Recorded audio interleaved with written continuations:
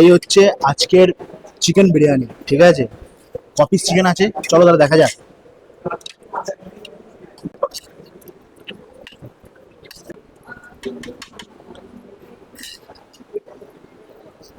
এক piece chicken আছে, এই এক পিস, এই এক পিস, দু পিস, এই এক পিস, তিন পিস, মানে টোটাল তিন পিস এখানে চিকেন দেয়।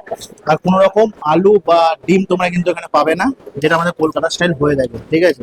চলো তাহলে, অনিয়ন নিয়ে নিয়েছি, স্যালাড, চিকেন,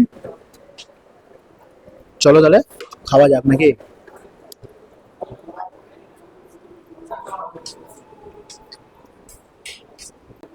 দেখো, বিরিয়ানিটা টেস্ট বলতে ভালো, ঠিক আছে?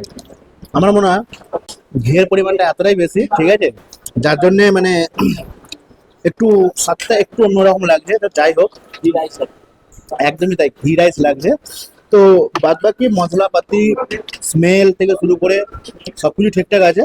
বাট আমার পার্সোনালি ঘিয়ের এটা একটু বেশি লাগছে। তো তোমাদের কোয়ান্টিটি নিয়ে তো কিছু এখনো বলিনি। ফার্স্টে কোয়ান্টিটি তোমরা দেখলে যতটা প্লেটে নিয়েছিলাম, তারপরেও কিন্তু এই কোয়ান্টিটি রয়েছে, ঠিক আছে? আর একটা ছিল লেগ পিস, একটা লেগের ঠিক উপরের পিস রয়েছে, মানে যে কটা পিস পড়েছে আমার একদম ফেভারিট পিস পড়েছে, ঠিক আছে?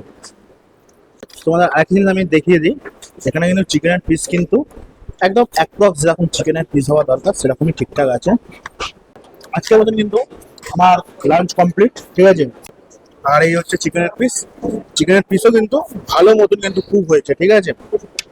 ভেতরে মশলাপাতি ঢুকেছে। তো চলো, আজকের মতন ভিডিওটা এখানেই শেষ করছি।